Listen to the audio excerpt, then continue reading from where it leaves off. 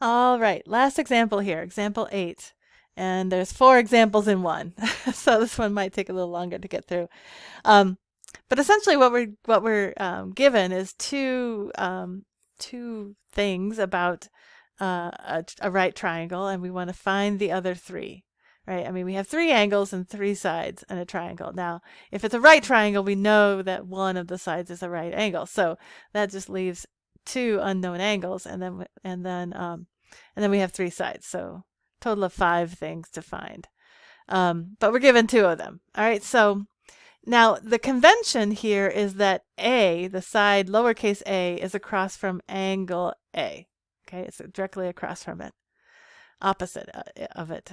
Right, the side B is opposite of the angle B, and C is across from the right angle. All right, so that's our convention for labeling the angles and the sides of these triangles. So let's take a look at the first one. We're given 2 sides. Okay, so we're given one side that's 43 and another side that's 14. So let's just draw that. Okay, so we'll call this side B equals 43 and side A equals 14. Okay, and this is the right angle, right? Because we know this is side C, opposite of the right angle is the hypotenuse. And so remember, the A is across from angle A. So this has to be angle A right here. This has to be angle B because that's directly across, opposite the side B. Okay, the angle B is opposite the side B. All right, so where do we want to start? Well, the first thing I can see is it's pretty easy to find C because I can use the Pythagorean theorem, right? C is equal to, well, C squared is equal to A squared plus B squared. So I'm just going to take the square root to find C of 14 squared plus 43 squared, right? And I can find, that gives me 45.22. That's my side C. All right, we got lots of choices for what we want to do next. We've got all the sides now. We just need to find the 2 angles. So I'm just going to use tangent because I can see that I know that the tangent of A is equal to 14 over 43. Okay, so that means that A is equal to the inverse tangent of 14 over 43. And when I put that in my calculator, I get 18.03 degrees. And now, probably the easiest way to find the angle B is just to subtract from 90 because I know the angles in a triangle have to add up to 180. One of them is already 90, so that leaves 90 for the other 2. So 90 minus 18.03 gives me 71.97 degrees, right? And there I have all of my sides and all of my angles for that triangle. All right, let's take a look at the next one. Here we're given a side and an angle. Okay, and we're given side C, which we know is the hypotenuse because we're told that C is across from the right angle. So it's the hypotenuse. So let's just draw a triangle here and make it a right triangle. And so we know that side C is 54. And side B is 75. Okay, I'm going to call this one 75. It looks more like 75 than the other one, so I'll just call that B. So then this one has to be A. Okay. And now I just want to find the rest of the angles and sides. So, well, let's see. Let's start with A. So this is side A because it's opposite of the angle A, and this has to be side B because it's opposite of B. So I know that, I know the hypotenuse, so I could do the cosine. I know the cosine of 75 degrees is equal to adjacent over hypotenuse. So A over 54, which tells me that A is equal to 54 times the cosine of 75 degrees. And when I put that in my calculator, I get 13.98. All right, well, we can also use the sine. The sine of 75 degrees is equal to b over 54.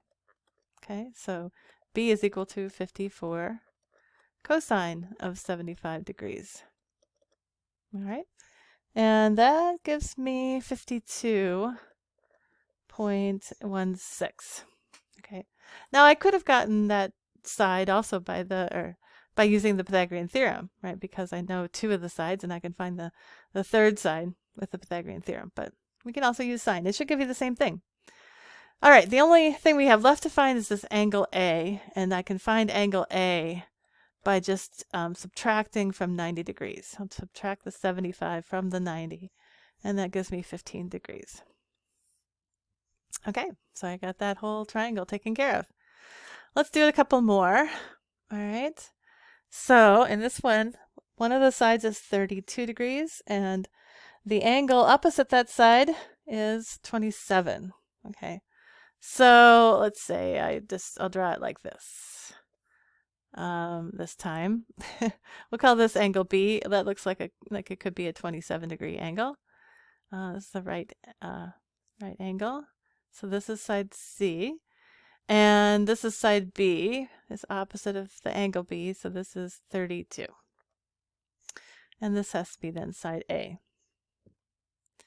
All right. Well, I don't know. We could start with trying to find the hypotenuse. So I know that I have the opposite side.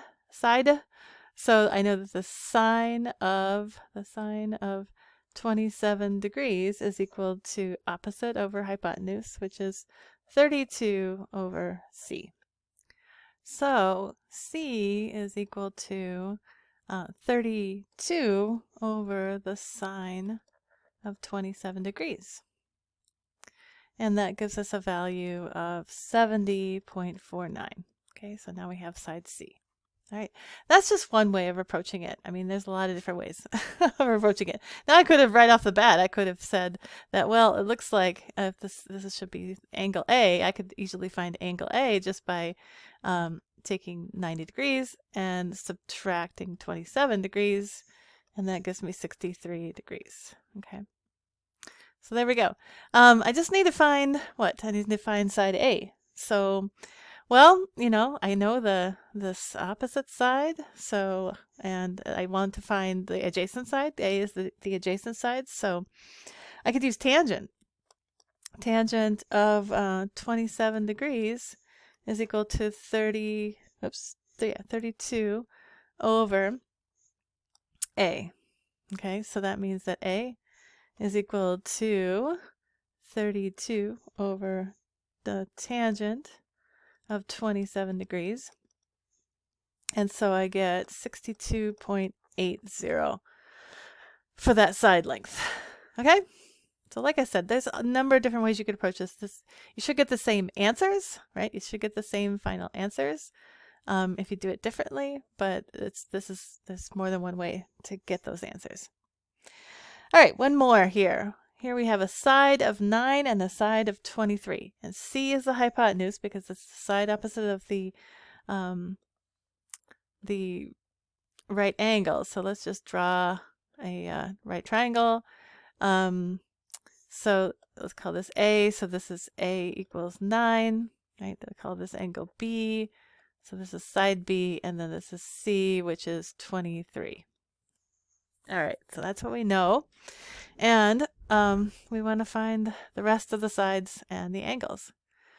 So, well, let's see. I could use the Pythagorean theorem on this. I could do a number of different things. I think I'm just going to start by, let's say I want to find angle A. I know the opposite, and I know the hypotenuse. So the sine of angle A is equal to 9 over 23. And so A is equal to the inverse sine of 9 over 23, which gives me 23.04 degrees. And then I can find angle B easy enough just by subtracting from 90. 23.04. And so that gives me 66.96 degrees.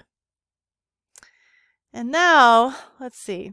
There's a number of different ways I could approach this. I'm just going to use the Pythagorean theorem for the last side. So I know that c squared equals a squared plus b squared. So 23 squared is equal to 9 squared plus b squared.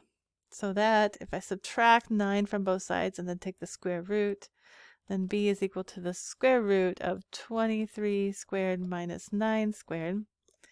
And that gives me 21.17 for that side length. All right, we're done. We're done with that example. We're done with this lecture on right triangle trigonometry.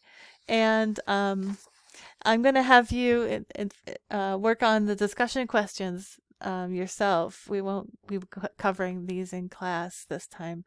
But they're very similar to these examples that we just went through. So try the discussion questions and turn them in. And I will see you in the next lecture.